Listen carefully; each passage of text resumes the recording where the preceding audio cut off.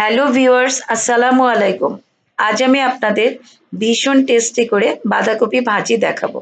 বাঁধাকপি দিয়ে বিভিন্ন চাইনিজ আইটেম তৈরি, সালাদ, তরকারি এমনকি দারুণ টেস্টি ভর্তাও বানানো যায়। বাঁধাকপি গুণেও কিন্তু অসাধারণ। এটি নার্ভ, ব্রেইন, হার্ট, চোখ সবকিছুর জন্যই খুবই উপকারী।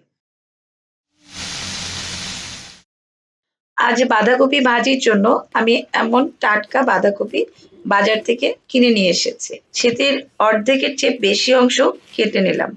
পুরোটা ভাজবো না।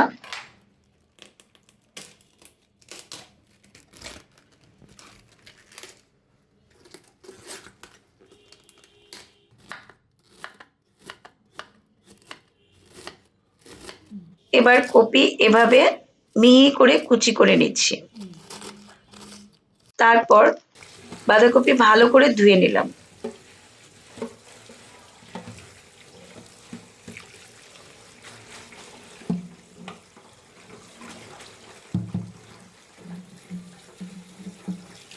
কপিতে আমি পাকা ২টি টক টমেটো, কিছু পেঁয়াজ কুলি এবং ধনিয়া পাতা ব্যবহার করব। সেজন্য সেগুলো নিয়ে ধুয়ে নিলাম।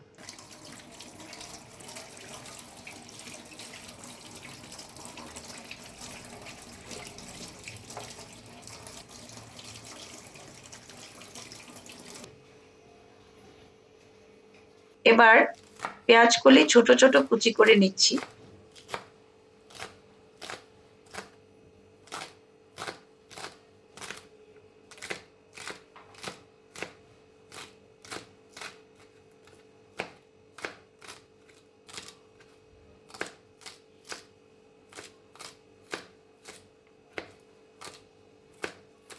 ধনেপাতাও কুচি করে নিচ্ছি।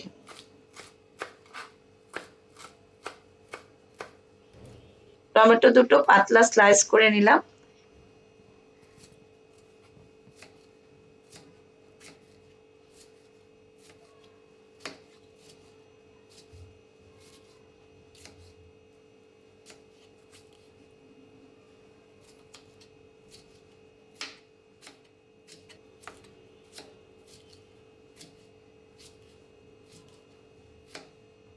সাথে ৪টি পেঁয়াজ কুচি ও ৭-৮টি কাঁচামরিচ ফালি করে নিয়েছি।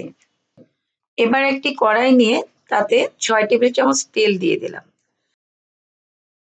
তেল গরম হলে এর মধ্যে ১ চা চামচ জিরা ছেড়ে দিলাম।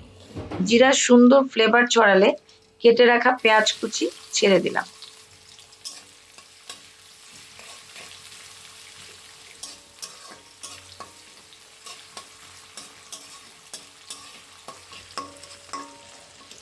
পেঁয়াজ একটু ভেজে নিয়ে এর মধ্যে কাঁচামরিচ ও পেঁয়াজ কুলি দিয়ে দিলাম।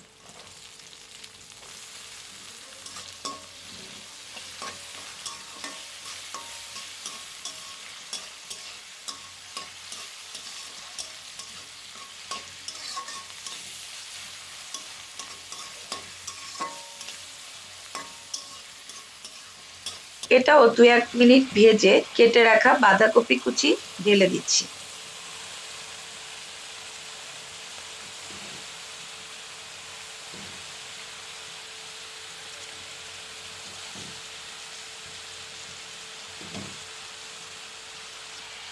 তারপর টমেটো স্লাইস দিয়ে দিলাম। এখন ১ টেবিল চামচ লবণ ও ১ চা চামচ হলুদ গুঁড়া দিয়ে দিলাম। এবার ভালো করে ২-৩ মিনিট ধরে নেড়ে চেড়ে মিক্স করে নিচ্ছি। এখানে কিন্তু কোনো পানি ব্যবহার করব না, কারণ এখানে পেঁয়াজ কলি, বাঁধাকপি, টমেটো সবকিছু থেকেই পানি বের হয়ে এগুলো সেদ্ধ হয়ে যাবে।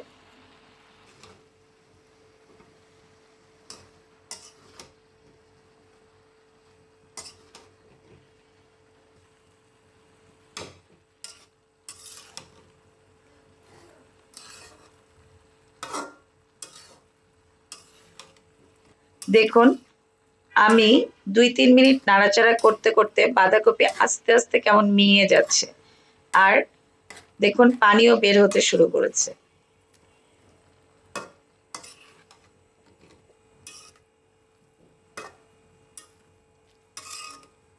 আমি এখন ঢাকনা দিয়ে দিচ্ছি আর চুলার আঁচটা মাঝারির চেয়ে কিছুটা কমিয়ে রাখছি।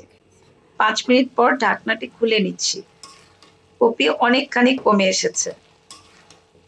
অনেকেই বাঁধাকপি সহ অনেক শাকসবজি পানিতে ভাপিয়ে নিয়ে ভাজি করেন এবং পানিটা ফেলে দেন। এতে কিন্তু সবজির গুণাগুণ বেরিয়ে যায় অনেকটাই।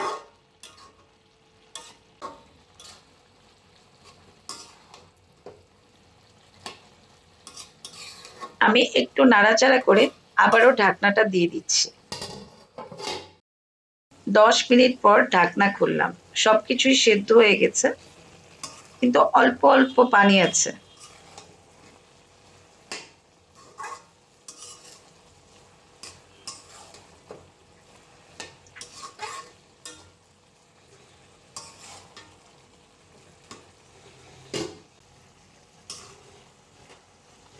আমি চুলার আঁচটা বাড়িয়ে দিচ্ছি, আর এই পর্যায়ে আমি একটু ধনেপাতা দিয়ে দিচ্ছি।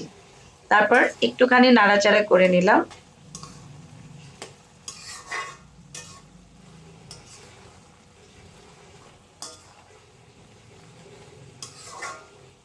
এখন 1 চা চামচ চিনি দিয়ে দিলাম। বাঁধাকপি ভাজিতে হালকা একটু চিনি ব্যবহার করলে ভাজিটা খেতে অসাধারণ লাগে। এবার আমি বাড়ানো আঁচেই বাঁধাকপি কয়েক মিনিট নেড়ে চেড়ে নিচ্ছি। দেখুন, একদম যখন পানি শুকিয়ে এমন হয়েছে, তখন চুলা বন্ধ করে দিচ্ছি। এই ধরনের ভাজিতে পানি পানি থাকলে ভাজি খেতে কেমন যেন ফ্যাসফ্যাসে লাগে। তাই যখন তরকারি মোটামুটি পানি শুকিয়ে তেল বের হবে, তখনই নামিয়ে ফেলতে হবে।